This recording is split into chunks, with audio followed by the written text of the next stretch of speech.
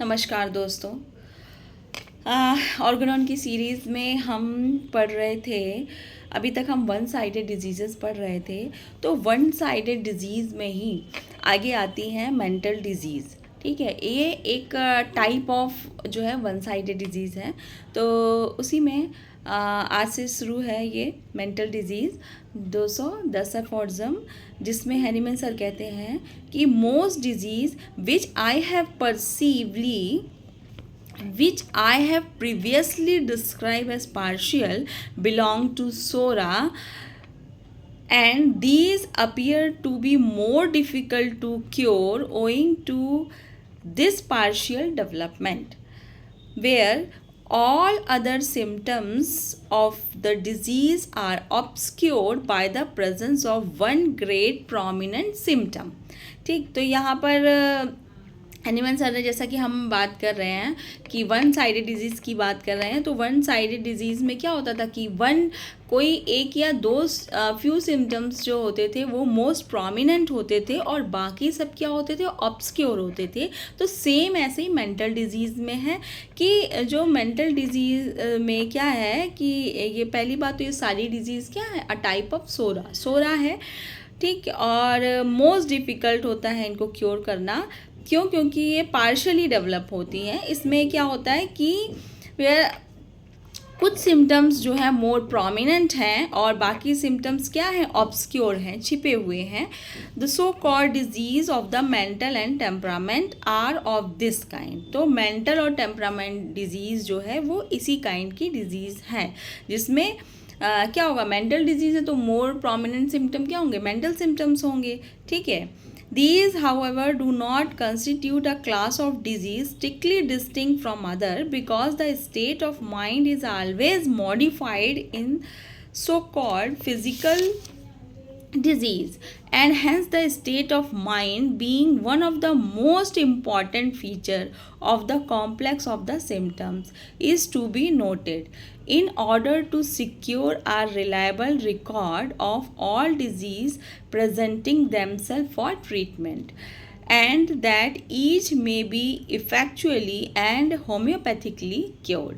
तो यहाँ पर ये हैनीमैन सर कह रहे हैं कि ये कोई अलग फॉर्म नहीं है डिजीज़ की, वही है जैसे हम नॉर्मल डिजीज़ में सिम्टम्स लेते हैं, मेंटल सिम्टम भी लेते हैं, फिजिकल सिम्टम भी लेते हैं। तो यहाँ पर भी वही है कि बॉडीली सिम्टम्स आएंगे, फिजिकल सिम्टम्स आएंगे, उनको भी हम लेंगे, और मेंटल सिम्टम्स जो आ रहे होंगे उनको भी लेंगे, उनको भी लिखेंगे और पिक्चर बनाएंगे। बट यहाँ पर क्या होगा कि मोर प्रोमिनेंट जो होंगे वो मेंटल सिम्टम्स होंगे।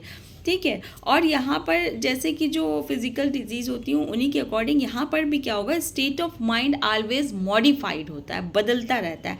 कैसे बदलता है, तो यहाँ पर एक फुटनोट इन्होंने दिया है।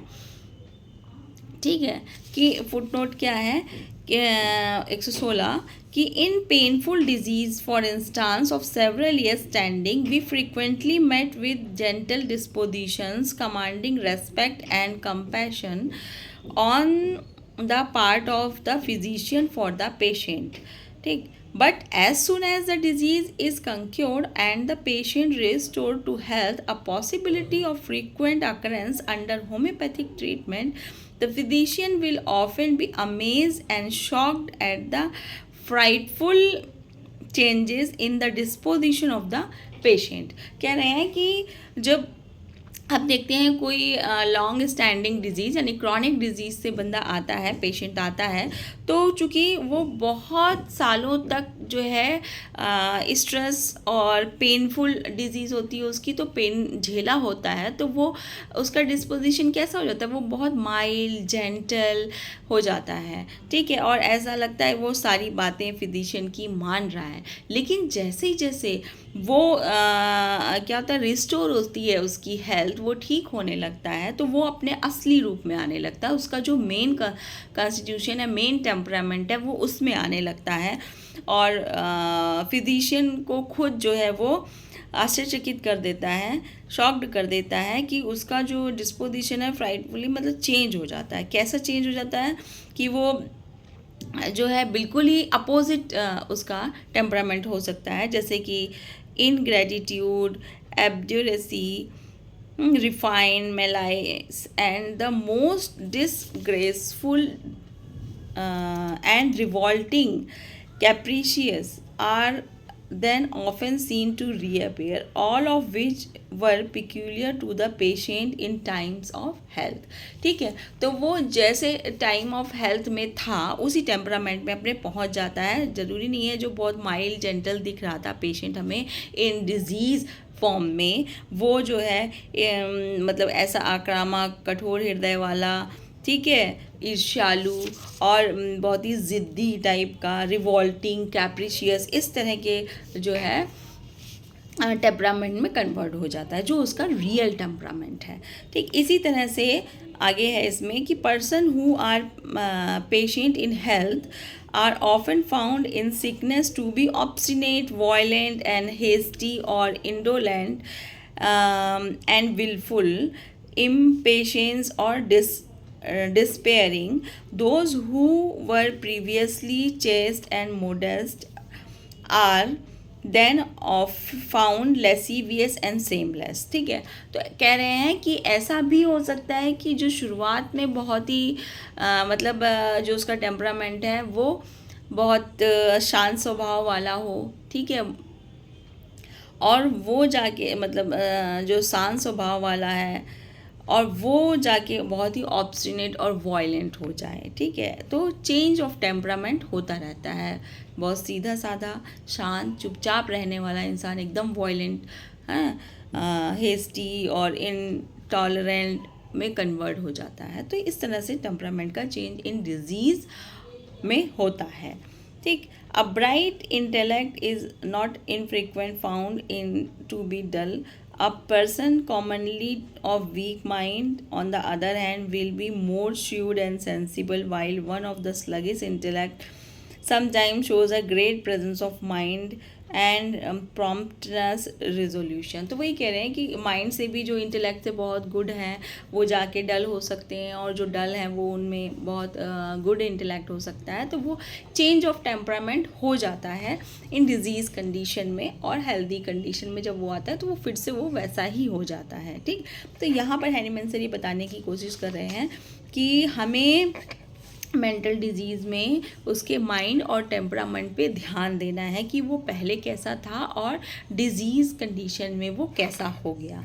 क्यों? क्योंकि हमें जैसा डिजीज़ कंडीशन में हो गया है, चेंज हो गया है, उसी के अकॉर्डिंग फिर काम करना पड़ेगा उस पर.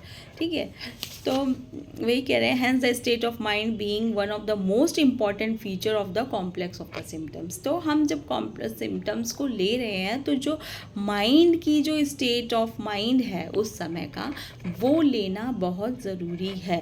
ठीक है, नोट करना बहुत ज़रूरी है. Is to be noted in order to secure a reliable record.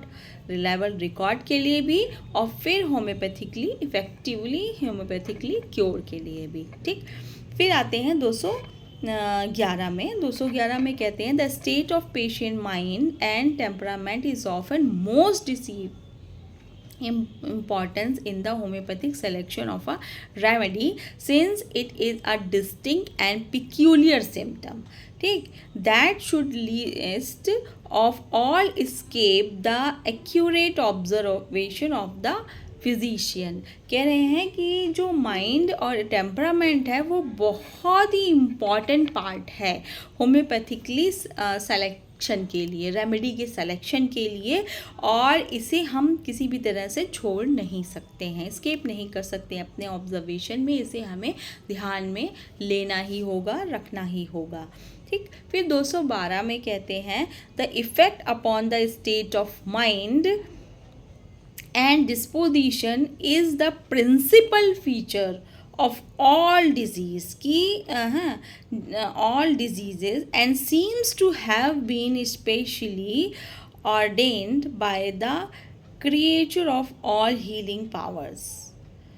ठीक, तो यहाँ कह रहे हैं कि जो स्टेट ऑफ माइंड है और डिस्पोजिशन है वो प्रिंसिपल फीचर है सभी डिजीज़ में, and seems to have been specially ordained by the creature of all living powers. और ऐसा लगता है कि ये जो है हीलिंग पावर्स में भी, ठीक है, ईश्वर ने इसको डाल के भेजा है, ठीक, ऐसा लगता है।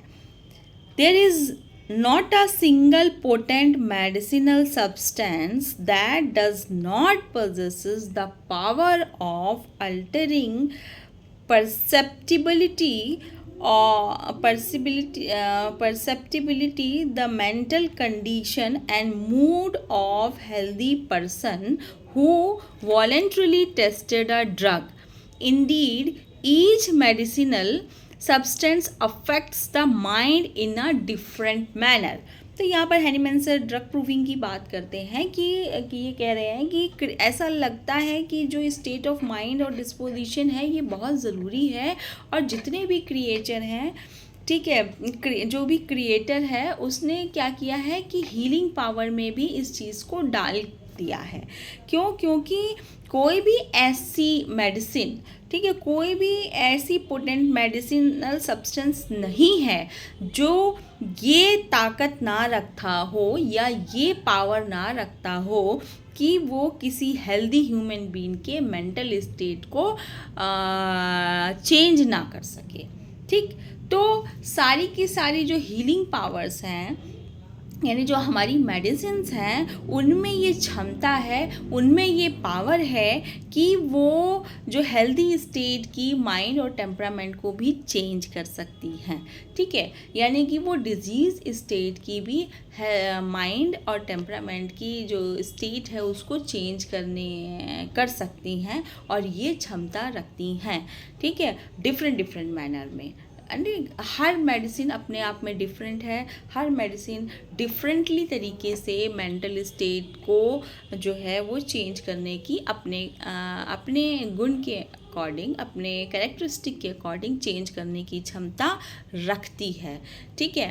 तो ये हमने देखा भी है ड्रग प्रूविंग में, ठीक है। नक्स का एक अलग टेम्परामेंट है, ठीक है। इसी तरह से जो है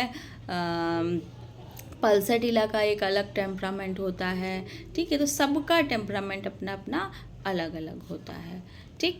इसी तरह से हम बात करते हैं 213 एफोरिज्म की कि the treatment would not be accordance with nature, that is homeopathic, ठीक, unless we recognize also the symptomatic changes of mind and temperament occurring in every case of acute as well as chronic disease, and unless we select from our remedies one which next to similitude of its physical symptom to those of the disease is also capable of producing by itself a similar effect upon the mind and disposition। यहाँ पर साफ साफ Hahnemann sir ये लिख दे रहे हैं कि हमें जो ट्रीटमेंट देना है होम्योपैथिकली, वो जो है उसके मतलब नेचर के अकॉर्डिंग नहीं देना है पेशेंट के, ठीक है। जब हम एक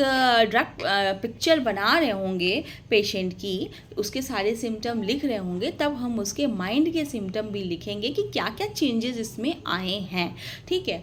और जब हम मेडिसिन प्रिस्क्राइब करेंगे तो उन चेंजेस को हमें ध्यान रखना होगा और उसके अकॉर्डिंग ही हमें मेडिसिन देनी होगी। यहाँ पर हैनीमैन सर लिख रहे हैं कि हमें फिजिकल सिम्टम्स के साथ साथ उन सिम्टम्स को ध्यान में रखना है जो हम केस लेते समय लिख रहे होंगे कि क्या क्या चेंजेस इसके माइंड में आए हैं। तो यानी कि जो चेंज हुए सिम्टम्स हैं वो उसके माइंड और डिस्पोजिशन के उसके अकॉर्डिंग हमें मेडिसिन का सिलेक्शन करना होगा, या मेडिसिन सेलेक्ट करते समय हमें उस पर ध्यान देना होगा। जैसे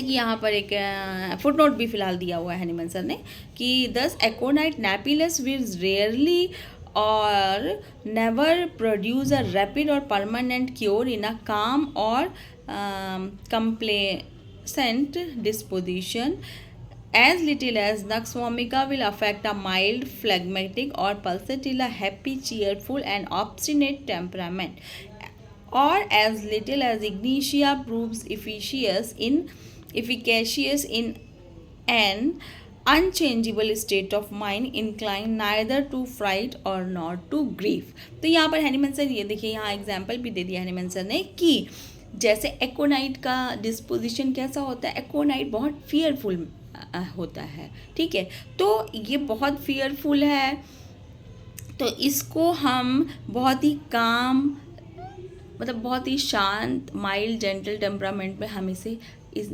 एकोनाइट मेडिसिन नहीं दे सकते, ठीक है। इसी तरह से जो नक्स वोमिका है, तो कोई माइल्ड और फ्लेगमेटिक टेम्परामेंट वाले बंदे को हम नक्स नहीं दे सकते। इसी तरह से कोई बहुत ही ऑब्स्टिनेट और एंग्री पर्सन है, उसको हम पल्सरटेला नहीं दे सकते, ठीक है। इसी तरह से अगर किसी के अंदर फ्राइट और ग्रीफ नहीं मिलेगा तो हम इग्नीशिया, नेट्रोम्योर नहीं प्रिस्क्राइब कर सकते, ठीक है। तो उनके माइंड और टेम्परामेंट को भी हमें ध्यान में रखना है। जब हम कोई मेडिसिन प्रिस्क्राइब कर रहे हैं तो उस मेडिसिन का माइंड और टेम्परामेंट, वो जो हमारा पेशेंट है, जो सिक है, उसके माइंड और टेम्परामेंट से मैच करता हुआ होगा, तभी हम उसको वो मेडिसिन देंगे। अन्यथा चाहे लाख फिजिकल सिम्टम मिले, हमें माइंड और टेम्परामेंट को ज़रूर मिलाना है। अगर नहीं है तो वो मेडिसिन नहीं है, ठीक है। फिर 214 में कहते हैं, वॉट आई हैव टू से regarding the treatment of mental disease may be expressed in few words. Such disease are to be treated like all others, and they are curable only by means of a remedy which is very similar to the disease with regard to the morbific effects in its capable of producing upon healthy bodily and mental state of healthy person. यहाँ पर Hahnemann sir 2014 में 214 में पूरा बढ़िया से explain कर रहे हैं कि मेंटल डिजीज़ का ट्रीटमेंट भी कोई अलग ट्रीटमेंट नहीं है। जैसे हम नॉर्मली ट्रीटमेंट करते हैं अपने पेशेंट्स को, फिज़िकल सिम्टम्स लेते हैं, मेंटल सिम्टम्स लेते हैं, उसी के अकॉर्डिंग हमको यहाँ पर प्रिस्क्राइब करना है, एक सिमिलर मेडिसिन का चयन करना है जो कि उसके बॉडीली कॉन्स्टिट्यूशन, मेंटल स्टेट और उसके फिज़िकल जो सिम्टम्स आ रहे हैं उनसे मैच करती हुई मेडिसिन होगी, वही देंगे, वही उसको क्योर करेगी, ठीक है। अन्यथा माइंड और टेम्परामेंट अगर नहीं मिल रहे हैं तो वो मेडिसिन उसको क्योर नहीं करेगी, किसी भी हालत में नहीं करेगी। इस बात का हमेशा ध्यान रखिएगा, ठीक। चलिए दोस्तों, इसके बाद आते हैं 215 में, इसको भी देख लेते हैं। Most of the so called disease of mind are in reality bodily disease. Certain mental and emotional symptoms are peculiar to every bodily disease.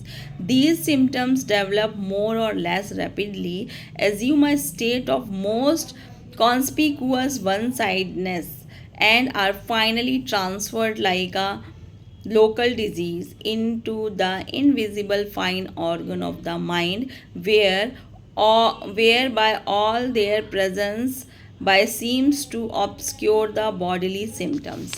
तो यहाँ पर हैनीमैन सर बता रहे हैं कि जो डिज़ीज़ हम मेंटल डिज़ीज़ कह रहे हैं, रियलिटी में होता क्या है नॉर्मली कि ये बॉडीली डिज़ीज़ ही होती है, यानी कि पहले तो सिम्टम फिज़िकली आते हैं, ठीक है, लेकिन फिर क्या होता है कि हमारी बॉडी क्या होती है, डिज़ीज़ को ट्रांसफ़र करती है वाइटल ऑर्गन्स और हमारे जो इम्पॉर्टेंट ऑर्गन्स हैं उनको मतलब बचाने के लिए, ताकि एक जो है हार्मोनी मेंटेन रह सके, ठीक है। जब तक वाइटल फोर्स हमारा या वाइटल एनर्जी कह सकते हैं वो हमारी बॉडी में वो प्रयास करती रहती है कि हम एकदम राइट वे में, हार्मोनियस वे में हमारी बॉडी पूरी काम करती रहे, ठीक है। तो होता क्या है कि जब ये फिज़िकल सिम्टम इतने बढ़ जाते हैं और वो किसी ऑर्गन और वाइटलिटी को अफेक्ट कर रहे होते हैं, तो फिर ये मोस्ट सेफेस्ट वे में भेज दिए जाते हैं, ट्रांसफ़र कर दिए जाते हैं दूसरे ऑर्गन पे। तो इसी तरह से कुछ कभी कभी होता क्या है कि यही बॉडीली सिम्टम्स जो है वाइटल ऑर्गन्स को बचाने के लिए ये फाइनेस्ट बॉडी के मतलब जगह पर फाइनेस्ट यानी माइंड पर भेज दिए जाते हैं, ट्रांसफ़र कर दिए जाते हैं, और उसी से जो है ये मेंटल डिजीज़ आती हैं, ठीक। ठीक है। तो कभी कभी हमें देखेंगे कि बंदा हमारे पास आया, वो बताता है कि पहले ये चीज़ें आ रही थी बट अब ऐसे हो गए। क्यों? क्योंकि वो झेल नहीं पाया उस चीज़ को। उनकी बॉडी उन सब जितने भी उस पर जो प्रेशर पड़ रहे थे बाहर से इन्वायरमेंट के, वो उसको झेल नहीं पाई। तो अब मोस्ट सेफेस्ट पार्ट पर भेज दिया कि अब इस बंदे का माइंड ऐसा कर दो। ठीक है, माइंड कर देंगे तो बॉडी पूरी अपनी काम करती रहेगी। मेन काम होता है बचाना, किसी भी तरह से इस बॉडी को बचाना, उस चेतना को बचाना। ठीक है, तो उसको बचाने के लिए क्या होता है कि हमारा जो वाइटल एनर्जी होती है वो उस डिजीज़ को ट्रांसफ़र करती रहती है। वो अगर कोई रेमेडी नहीं मिली और उसके ऊपर सारे इन्वायरमेंट के मेंटल प्रेशर्स बढ़ते जा रहे हैं, तो बॉडी को तो उसकी डिज़ीज़ को और सेफेस्ट पार्ट पर भेजा जाएगा ताकि पूरे ऑर्गन एक हार्मोनी वे में काम कर सके। ठीक है, तो वो वहाँ पर माइंड लेवल पर उसको भेज दिया जाता है, ट्रांसफ़र कर दिया जाता है डिज़ीज़ को। ये सब ऑटोमेटिकली होता रहता है, इसके लिए आपको सोचने की ज़रूरत नहीं पड़ती है। ठीक, तो दोस्तों आज 215 तक। नेक्स्ट वीडियो में हम इसके आगे के वीडियोस देखेंगे मेंटल डिजीज़, और मेंटल डिजीज़ को पढ़ते रहना है तो हमारे वीडियोस को लाइक करिए, शेयर करिए और दूसरों को शेयर भी करिए ताकि और भी लोग ऑर्गेनन जैसी चीज़ को पढ़ सकें, समझ सकें, नॉर्मल सिंपल भाषा में समझ सकें। ऑर्गेनन सबको बहुत टफ लगती है, लेकिन मैंने कोशिश की है कि आपको एकदम अपनी मदर टंग में इसको समझाने की और एक सरल भाषा में समझाने की, ताकि आपको समझ में आए। क्योंकि जब मैं पढ़ती थी अपने कॉलेज टाइम में तो मुझे भी बहुत समस्याएं होती थी ऑर्गेनन पढ़ने में।